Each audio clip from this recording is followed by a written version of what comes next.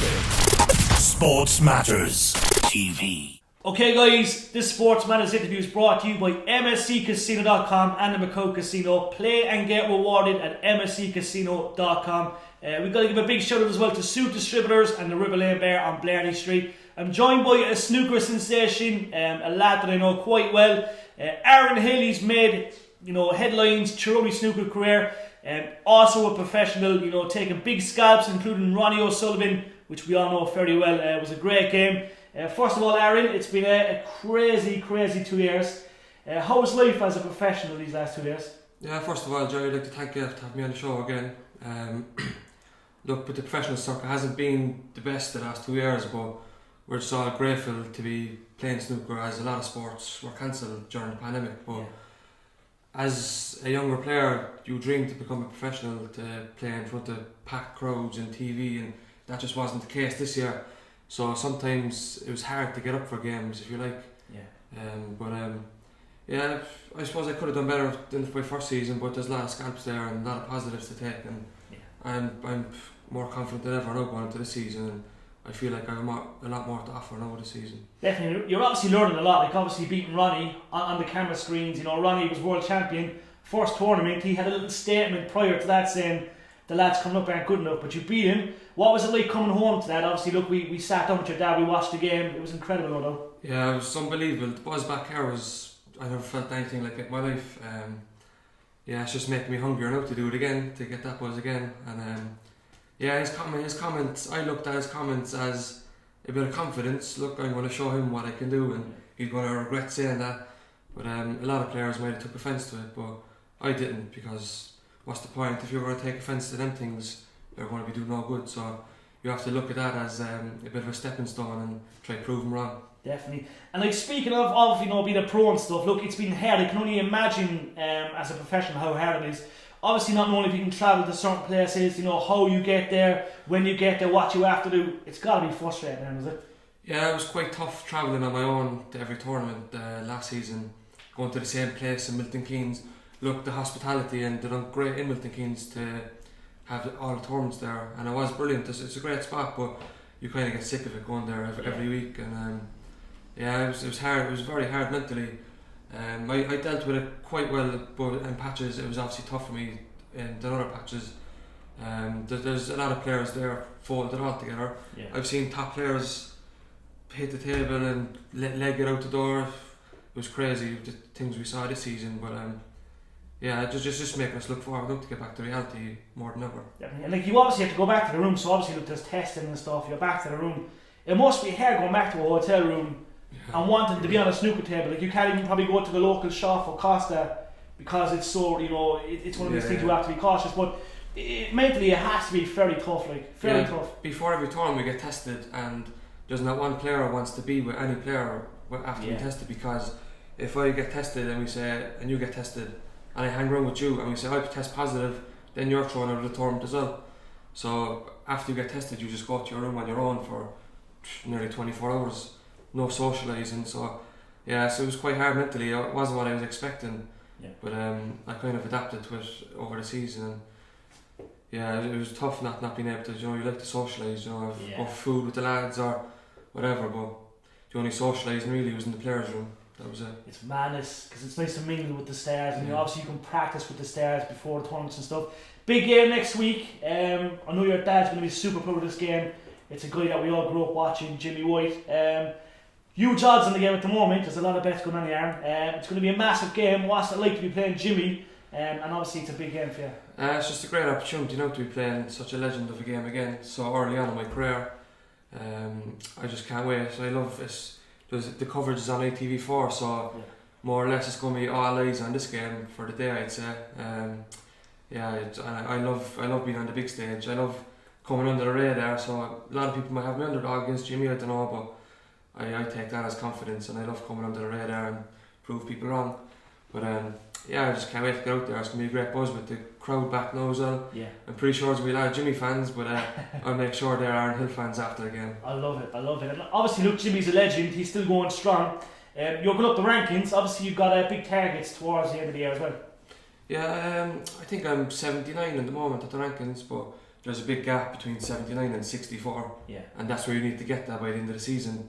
So you have two ways to stay on tour: through the 2-year list, which is top 64, or you can go through the 1-year list as well, which is the top 8 players at the end of the season on the 1-year list. Yeah. But the goal obviously is to stay on tour, but I'm not going to be thinking of that. I'm just going to enjoy every tournament as it comes. Not going to put any pressure on myself, you know. Right, Aaron, how essential is it to have sponsors and stuff? I know you've got some great sponsors, and obviously it helps the player. For many years it was hard to probably get sponsors for any athlete in Cork, but obviously that helps you majorly in moving forward. Yeah, it takes a lot of financial pressure off. The two lads are brilliant to me. Tomas Singleton, Super Value, and the Macau Casino. Yeah.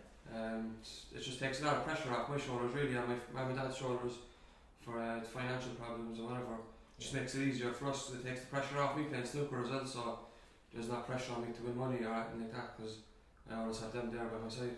Definitely. And speaking of money, obviously, look, when everything kind of opens up again, Aaron, do you reckon there'll be exhibitions? I know you're a man of demand. I know probably every snooker club in Ireland wants you to come there. So obviously, when the chains are gone, you're looking forward to travelling around Ireland and doing exhibitions and stuff. Yeah, that'd be a dream come true, really, travelling, doing exhibitions.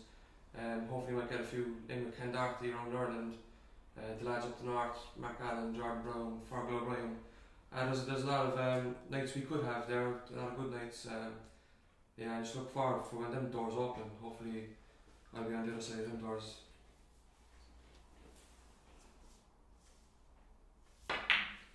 And speaking of Jordan Brown, obviously look, he won a major. Obviously that's great for Ireland to see someone do that. Obviously he's got a big future as well in the game. Yeah, he's one of my good pals, so when I saw him winning I was close to tears, being honest to God.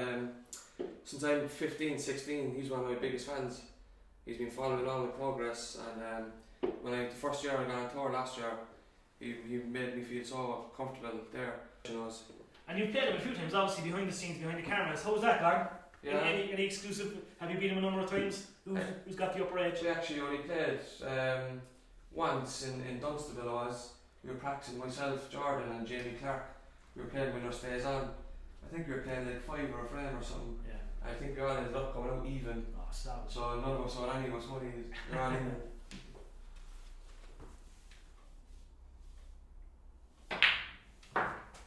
And speaking of Cork, look, we know Cork is iconic. We know the Crucible is iconic. A great club and stuff. Obviously, you learned a lot down there. We know Greg Casey's still making a name down there, and he's a big pool player. What's the Crucible mean to you? Obviously, look, it's a great club. It's in good ownership at the moment. We've seen some iconic names there over the years, and of course the great Jimmy. But what's the Crucible mean to you as well? Look, I probably wouldn't be the player I am today without the Crucible. That's where I learned my bread and butter down there. All the hard work, I was practicing every single day down there, spending every bob I got down there, and then practicing with the likes of Greg and the other lads, Rise or Casa. It was brilliant to have them there to practice with me, to improve my game. But yeah, as I said, I probably wouldn't be the player I am today without it, so the Crucible will always have a special part in my heart.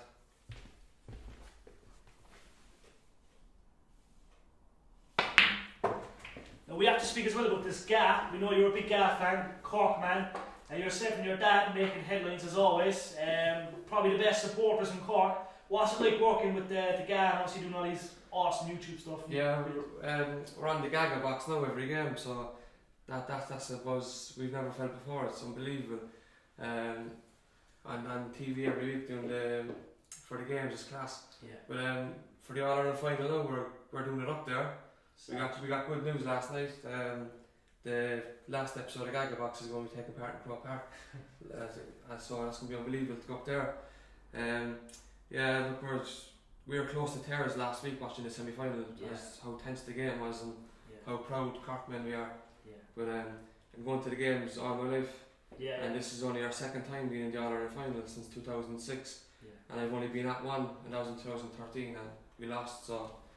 You should actually bring the Liam McCarthy trophy up to the player. Like, so if Cork win and Hoggy's the captain, I think they should leave you to do the presentation. Given the fact you're stars from Cork, the fact you're representing Cork, I think that's a good idea. You know, they should give you the trophy. You should walk the pitch and give it to Patrick Horgan. That'd be ideal. Yeah, I agree.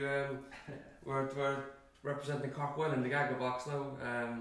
I say we're the best family ever to do it. No disrespect to the other families, but the attention we're after getting from it's absolutely amazing. So yeah, I agree. I think we should be able to walk up and give Patrick the trophy. Definitely.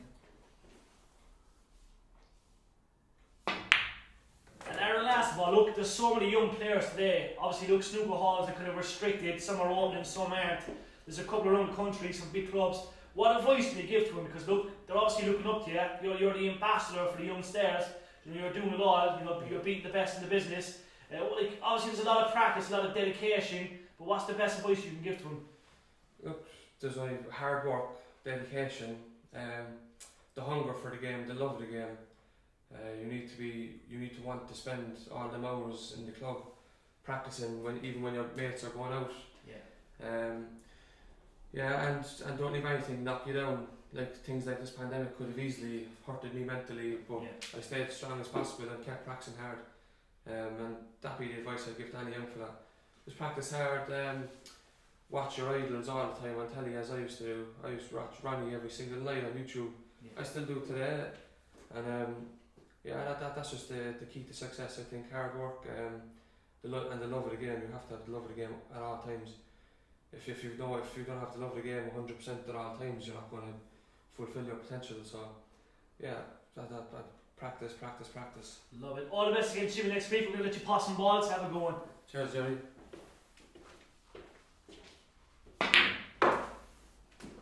You are watching Sports Matters TV.